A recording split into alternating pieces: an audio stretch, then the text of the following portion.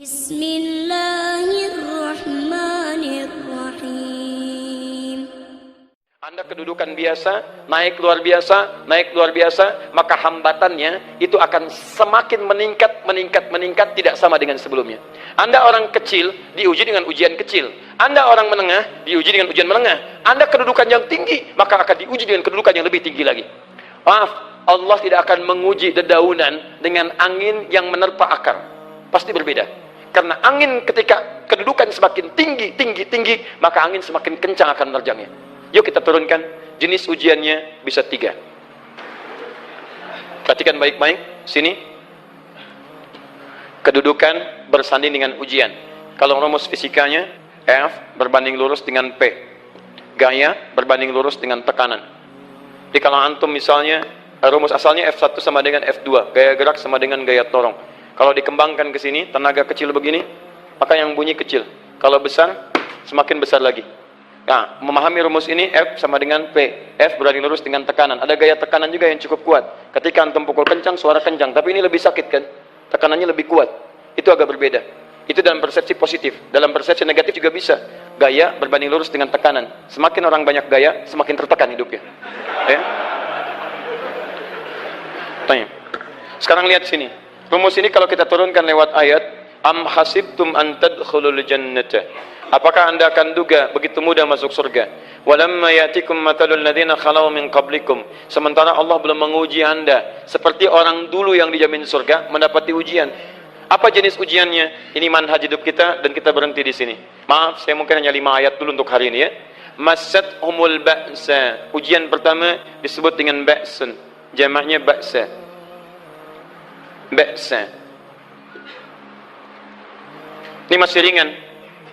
Misal, jarang ke masjid, sekarang mulai ke masjid. Begitu antum ke masjid, Allah kasih ujian. Sesuai dengan kadar niat antum. Kasih ujian gerimis. Ke masjid gak? Itu ba'sun. Begitu antum ke masjid, orang Arab katakan, nazil matar. Turun hujan. La ba'sa. Gak ada masalah. La ba'sa. Tidak ada masalah. Serap ke dalam bahasa Indonesia, lewat. Labas, lewat. Ringan. Berarti, kalau antum diuji dengan yang ringan, maka antum kadarnya masih ringan, akan dinaikkan kepada yang menengah. Akan yang menengah. Hati-hati betul. Kalau antum belum lulus yang di sini, maka antum akan terus sampai di sini, sampai lulus di sini. Sampai lulus. Antum mau berangkat ke masjid, gerimis bisa. Tiba-tiba nggak jadi di rumah. Istri antum mengatakan, Pak kok nggak ke masjid? Hujan mah, kan cuman gerimis. Takut ria, Masya Allah. Padahal antum misalnya belum kuat untuk berangkat. Maka antum akan terus diuji di sini. Lihat rumusnya, Quran surah kedua ayat 286. La yukallifullahu nafsan illa. Allah tidak akan pernah menguji seorang hamba di luar kadar kemampuannya. Jadi kalau antum masih ujian yang ringan, antum diberikan yang ringan. Antum naik menengah, diberikan yang menengah. Antum naik lagi level tinggi, diberikan ujian yang berat. Menengahnya disebut dengan darrun. Waddarra. Dari ba'sun jadi darrun. Jama'nya darra. Sudah menyakiti fisik. Kena fisik. Sudah melukai. Hujannya makin deras. Ya. Kalau dalam kehidupan, yang ini mungkin celaan biasa. Duh, sudah berubah ya. Masya Allah. Sekarang jilbabnya sudah panjang. Masya Allah. Duh, semakin panjang ya. Yang ingin Batman ya. Masya Allah. Udah banyak. Begitu sudah mulai pakai cadar, ninja. Oh, Masya Allah. Dorra. Sudah nggak enak ke fisik. Dorrun.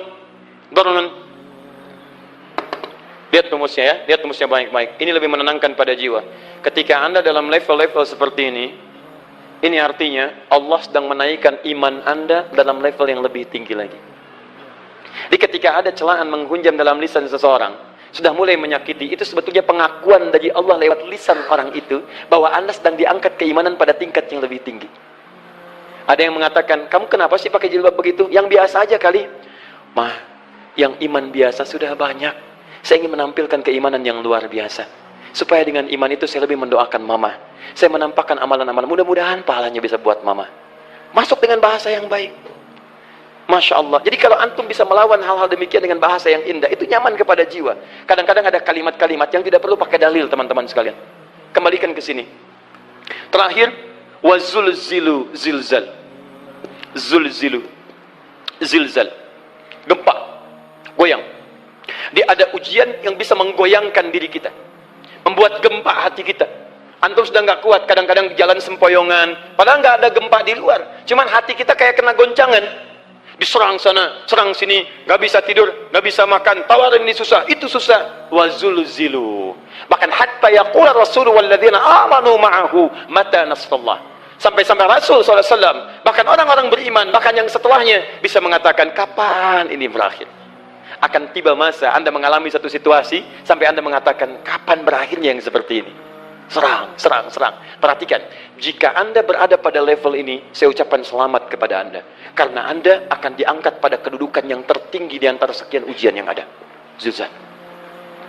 Artinya Allah akan naikkan Anda pada derajat yang tinggi. Karena hukum ujian tadi, la yukallifullahu nafsan illa wus'aha. Allah nggak akan menguji seorang hamba di luar batas kemampuannya. Jadi kalau Anda sudah dipandang oleh Allah siap menerima yang ini, maka Anda akan diberikan zilzal. Kalau Anda nggak mampu, Anda hanya akan diberikan darra atau ba'sun. Dimohon maaf, kalau di antara jamaah yang hadir saat ini, Anda merasa sedang punya masalah yang berat, membuat hati Anda goyah, saya ucapkan pada Anda, dari sekian hamba Allah yang ada di muka bumi, cuman Anda yang diberikan itu. Artinya Allah akan mengangkat derajat Anda. Ayo bahagia.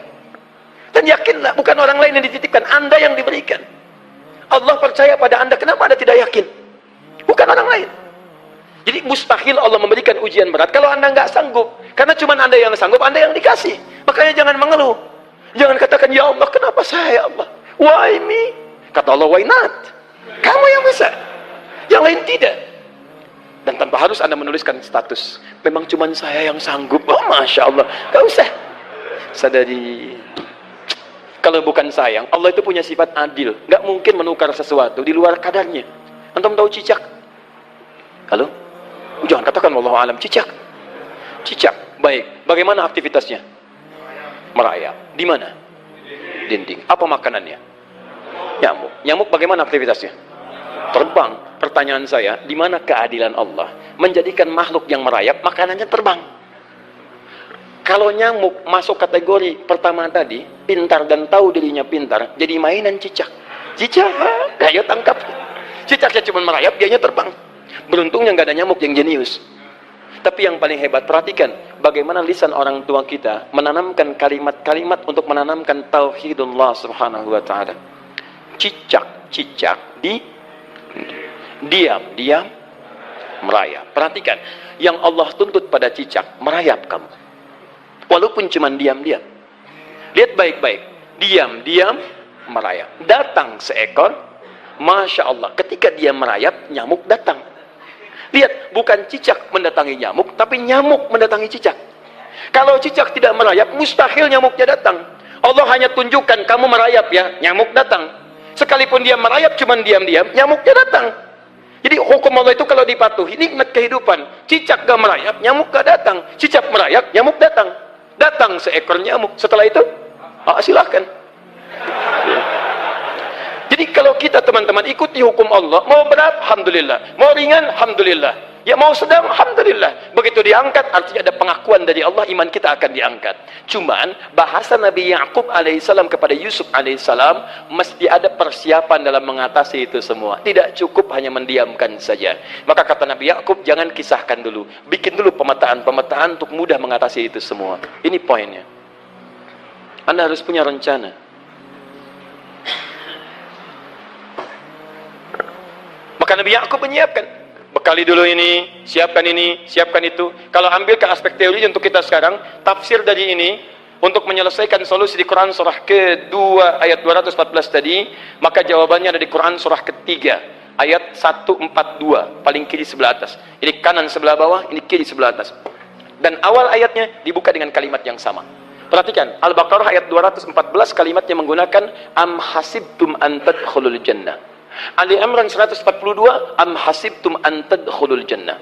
Yang Al-Baqarah itu ujiannya walamma ya'tikum mathalul ladzina khalau min qablikum masathumul ba'sa wad-dharra wazulzilu. Yang Ali Imran itu solusinya.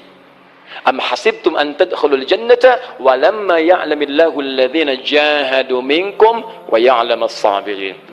Saya tutup sampai sini dulu. Teman-teman perhatikan, walamma, sedangkan Allah ya'lamillahu alladzina jahadu minkum, belum melihat kesungguhan Anda. untuk mengatasi berbagai persoalan kehidupan itu. Kalimat jahadu, akar katanya dari kata al-juhdu. Serius, sungguh-sungguh. Jadi kalau persoalan Anda ingin segera selesai, Anda mesti serius. Hei yang sedang kuliah, kalau mau cepat selesai kuliahnya, serius belajarnya. Pahami dengan baik. Kalau Anda nggak pernah serius, bagaimana bisa menyelesaikan pelajaran dengan baik? Hei yang sedang berumah tangga, kalau ingin baik rumah tangganya, serius dalam berumah tangga. Keluarkan hukum-hukum Allah, terapkan dalam kehidupan rumah tangga. Anda akan mendapatkan manfaatnya. Hei yang sedang berbisnis, serius dengan pekerjaan. Karena hanya orang serius yang bisa menghasilkan kekayaan-kekayaan yang terbaik. Serius dalam ibadah, karena ibadah melahirkan keberkahan dengan kekayaan yang Anda dapatkan dari titipan Allah Subhanahu wa taala. Ayo serius. Al-juhdu dibagi 3 bagian. 1, serius dalam merencanakan, disebut ijtihad namanya. Bikin rencana. Misal, maaf, tadi dalam keluarga, kalau diambil kedudukan Yusuf alaihissalam, antum tempatkan itu pada porsi pertama sebagai target. Misal, Yusuf diberikan kedudukan oleh Allah. Bagaimana anak saya punya kedudukan walaupun tidak sama dengan Yusuf alaihissalam? Cari, rencanakan, buat pemetaan. Di masa depan anak saya mesti punya kedudukan. Apa? Kalau dalam kedokteran, kedudukan dokter yang terbaik. Kalau dalam bisnis, pengusaha yang terbaik. Misal, kalau dalam pemerintahan, jangan tanggung-tanggung, jadi presiden, jadi itu. Anda turunkan kemudian pendidikannya dari situ. Ijtihad direncanakan. Masuknya lewat sini, lewat sini, lewat sini, lewat sini. Seperti kemudian, maaf, Hannah dengan Imran rahimahumullah merencanakan hasil yang terbaik untuk Maryam, bahkan sejak dalam kandungan. Quran surah ketiga Ali Imran dari ayat 35 sampai 37, paling kiri pertengahan sampai bawah. Idh qalat imra'atu Imran rabbi inni nazartu, bahkan nazartu ma fi batni muharrara, saya bernazar anak saya yang lahir ini akan punya kedudukan dekat dengan Allah Subhanahu wa taala. Di sejak bayi direncanakan mau jadi apa. Setelah itu apa? Jihad itu kesungguhan dalam mempraktekkan, mengaktualisasikan konsep yang sudah dibuat. Jangan sampai cuma berdoa, tapi doanya tidak disandingkan dengan ikhtiar, nggak nyambung. Makanya ketika lahir, ada jihad dengan doa. Falamma wada'at faqalat rabbi inni wada'tuha untha, ayat 36-nya. Wallahu a'lamu bima wada'at wa laysa dzakaru kal untha. Lihat, wa inni sammaituha Maryam wa inni u'idzuha bika wa dzurriyyataha minasyaitonir rajim. Doa. Setelah berdoa apa? Teruskan. Bagian akhirnya ayat 37-nya. Maaf teman-teman, tidak cukup dengan doa.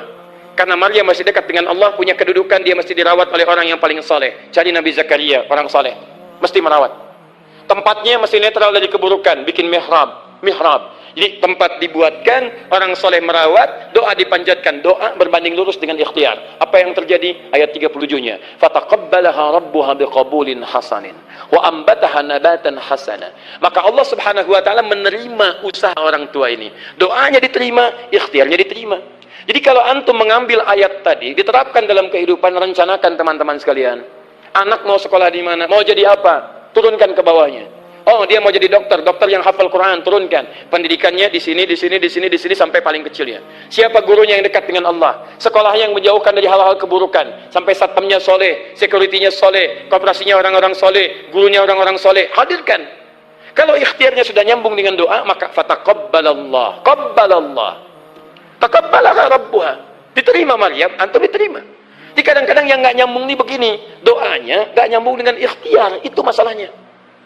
Ya Allah mohon ya Rabb, jadikan anak saya rajin sholat, hafal Al-Quran, tapi ditempatkan di sekolah yang tidak pernah mengajarkan sholat, nggak nyambung. Ditempatkan di tempat yang tidak pernah mengajarkan Quran, tidak nyambung. Nggak ada kesamaan di situ. Maka Nabi Ya'qub alaihissalam memberikan gambaran kepada anaknya, nah, kamu akan punya kedudukan begini, hati-hati, setiap ada kedudukan akan ada rintangan, kamu harus punya rencana untuk merencanakan solusi-solusi terbaik untuk itu. Kemudian yang terakhir, ini yang paling hebat, mujahadah, perjuangan melawan emosi. Karena tidak sedikit tantangan itu, maaf, yang berat itu bukan menghadapi fisiknya, tapi menghadapi diri kita sendiri. Mau ke masjid, malas, itu yang susah dihadapi dibandingkan dengan hujan. Hujan ada payung, malas mau pakai apa? Maaf, menurun, semangat turun, malas datang, kecewa datang, pesimis datang, lawan, namanya mujahadah. Gabungkan ketiganya, isi dengan sabar. Wa ya'lamus sabirin.